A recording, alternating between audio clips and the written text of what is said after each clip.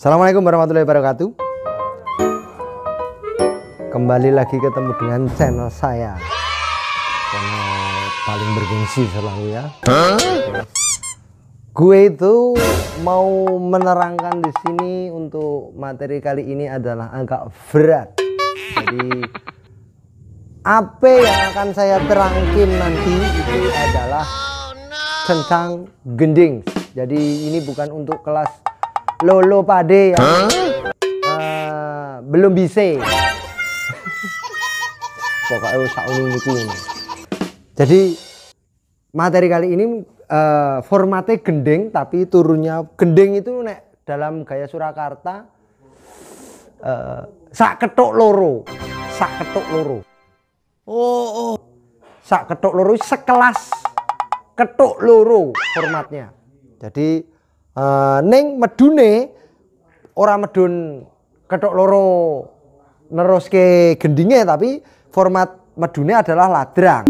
Jadi di sini nanti gending ini, erang-erang begelen ini lebih saya titik beratkan kepada contoh saindenan. Saindenan perkara sindenane engko mbuh apik mbura wis gumantung sing biji ning penting bliru. Sing penting bliru kata dia. Ya oke. Yang penting anu ya. Sebagai salah satu referensi nek dienggo contoh iki terlalu lebay. Ora nggo contoh lah. Pokoknya ya sindenan model Bu Titik Sanggandula gitu saja. Wis perkara tenane kok sindenane iki masuk apa orane wis ora usah digagas. Titik beratnya pada sindenan, terus gon-gonane girong. Jadi girongnya memang di sini. Aduh. Keterak sak Nutella di sini nih girongnya. Gitu. Kemudian pakai rumpakan, nanti pakai rumpakan. Terus bukannya karena ini pengerebape ini tidak masuk hari ini, izin melahirkan pengerebape. Jadi mohon maaf, ini terpaksa tidak buka rebab, tapi bukannya adalah bonang. 66 ji 6 malu dhuwur atas. Neng neng niling langgung nate mo 6 te 6 malu ro te lu te mo te 6 te mo. Garapnya bonang mungkin ini nek Surakarta banget juga tidak, karena ini adalah Semarangan ya digarap rada ngayujan sidik lah, ora apa-apa. Langsung dipraktekan. Jiro ji 6 mo 4 ro ji, loro jirone biasa, ji 6 mo gede, loro jiro ji 6 mo. Begitu Mas Okta di sini. Kemudian dadi kene iki ana isine loro. Terus artok gembyangke ya entuk. Nenem byang momom byang monem jiro jilu jiro 6 ji momom byang. Iki gembyang nek iki karena kan rambatan cilik. Nadyan garape gede ning rambatan yang cilik. Nah iki siji iki sebenarnya cilik. Nah nek penulisan nute jane asline ngene iki ning kan nek dienggo balungan dicilike ra ono. Dadi ya jine ji gede. Ji ro ji iki gembyang terus. Ro ji mlaku, luro jiro ro ji mo 6 ji 6 atau ro ji 6 ji 6 byang boleh. 6 byang 6 ji 6 e dhuwur, coba 6 e dhuwur. Se cilik 6 ji. Nah, gitu. Lumo lulumbyang atas gitu. Mombyang dan seterusnya. Oke, oke. Terus di bagian ini nanti imbal. Imbale ono sing menyuro, ono sing songo. Nanti kita praktekkan dan langsung saja. Jadi engko keterangannya ya sekarang ndelokke meresani prakteknya gitu ya. Karena iki engko rada dawa, ora perlu tak detail iki menerangkan. Tidak baik saya menerangkan secara detail, terlalu lebay. Karena banyak empuwer yang memperhatikan. Jadi secukupnya saja kita praktekkan medun ladrang opa apem. Oke nggih. Yo. Kendangannya bergaya style Surakarta. Oke. Tetap mlebu oke, enggak apa-apa. Oke ya. Ini kendangannya memang bukan kayu Jakarta karena style ini Semarangan notabene, jadi yo kendangannya Surakarta. Jadi sak gending, sak kethuk loro ning kendangane polane Surakarta iki. Kita coba yuk kita praktekkan bersama. Monggo Mas Okta.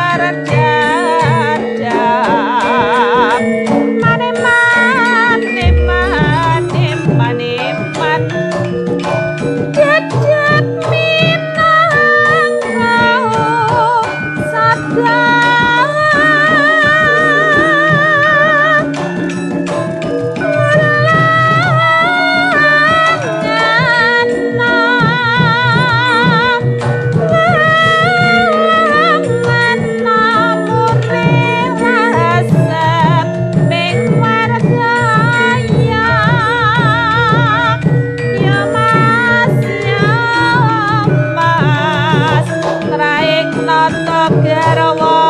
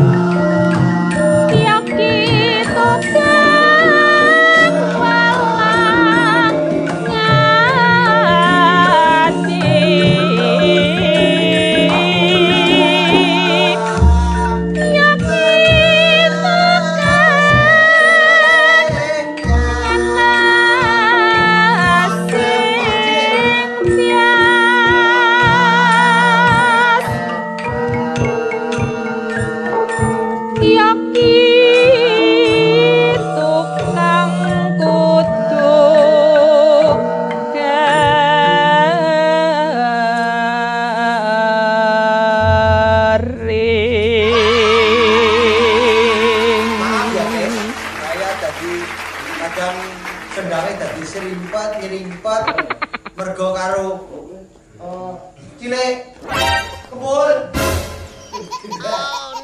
Dan terus jadi agak nyerimpet. Dasare yo karo nembak karo girok. Karo iki ngamet-ngamet sing penting ora tau bener ket mau dadi yo.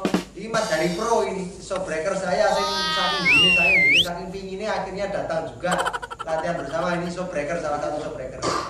Oke, saya kira itu dulu konten ini karena konten ini cukup marai pusing nih sira karena saya bersama adik saya. Pantau terus channel saya ya, jangan lupa. Showbreak. Akhirul kalam. Billahi taufiq wal hidayah. Wassalamualaikum warahmatullahi wabarakatuh. Waalaikumsalam warahmatullahi wabarakatuh. Salam budaya. Lestari budayaku.